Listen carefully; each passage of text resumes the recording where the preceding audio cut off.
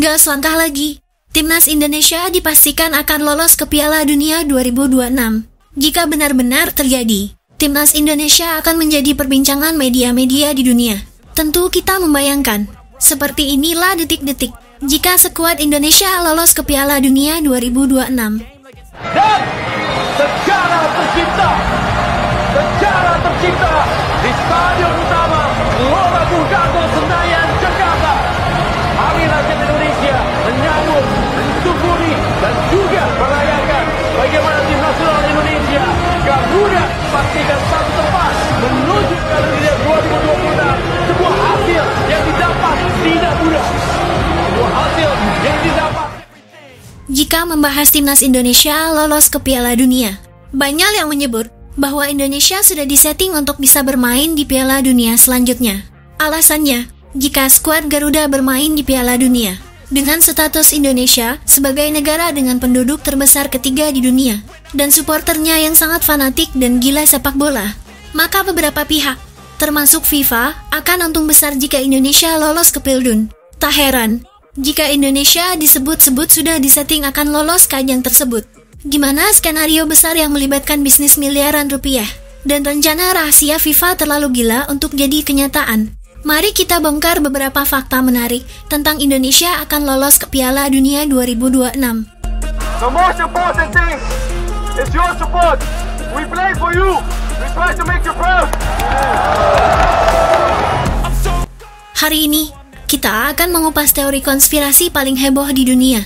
Benarkah Timnas Indonesia diproyeksikan lolos ke Piala Dunia 2026?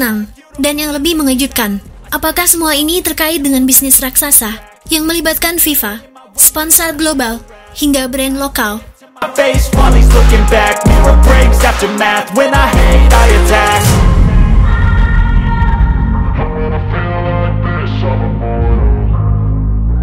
Yang pertama, FIFA telah membuka peluang besar-besaran dengan format baru untuk Piala Dunia 2026.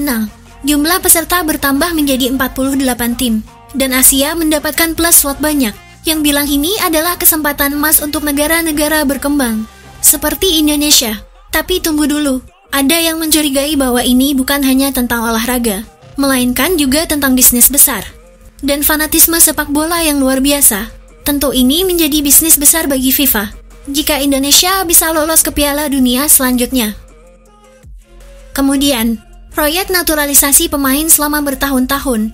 Indonesia dikenal lambat dalam proses naturalisasi, tapi tiba-tiba semua serba cepat, seperti pemain-pemain sebelumnya, seperti Martin Paes, yang terkena regulasi aturan FIFA.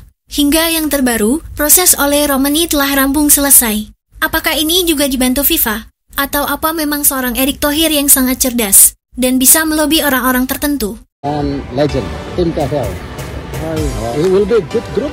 It's going to be difficult for us. It's going to be difficult for all of us. All group, not an easy group, not easy group. Good luck.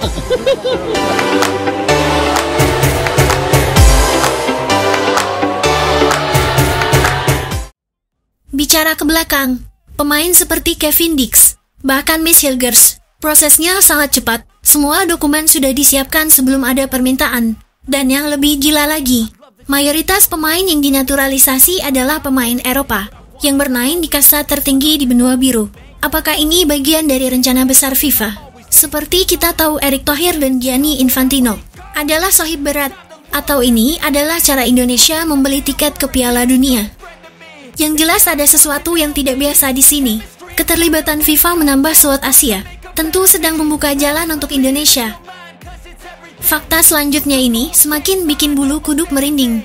Biasanya media internasional jarang meliput sepak bola Indonesia, tapi belakangan, Timnas Indonesia sering disorot oleh media-media di dunia. Seperti media ternama ESPN, BBC, akun resmi FIFA pun sekarang selalu memposting skuad Indonesia. Bahkan hingga jurnalis ternama Fabrizio Romano sekarang selalu membahas Timnas Indonesia. Apakah ini pertanda bahwa Indonesia sudah waktunya mendunia? So Patrick, you are the new head coach of Indonesian national team. Was a massive, here we go, few days ago, a big story, the fans going crazy.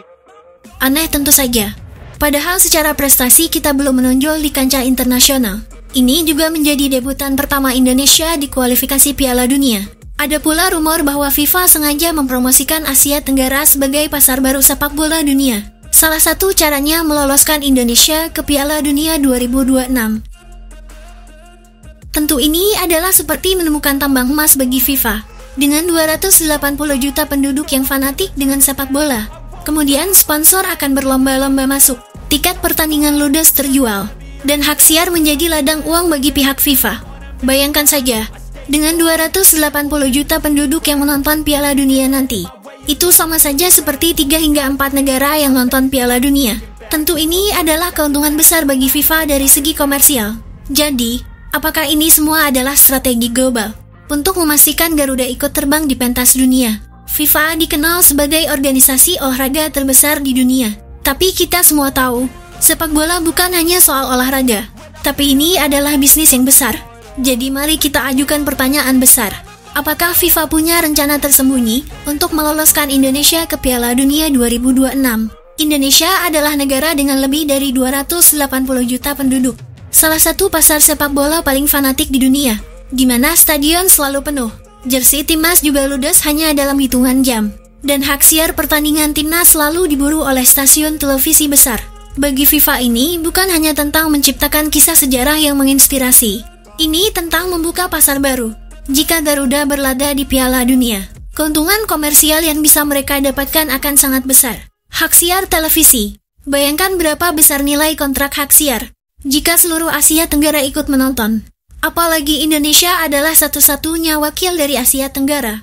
Namun dari semua itu, Mimin sih tidak peduli ya. Mau Indonesia sudah disetting atau tidak. Yang penting timnas Garuda lolos ke Piala Dunia 2026. Sudah terbayang bagaimana aporia supporter Indonesia jika tim ini benar-benar lolos ke ajang paling bergengsi di dunia.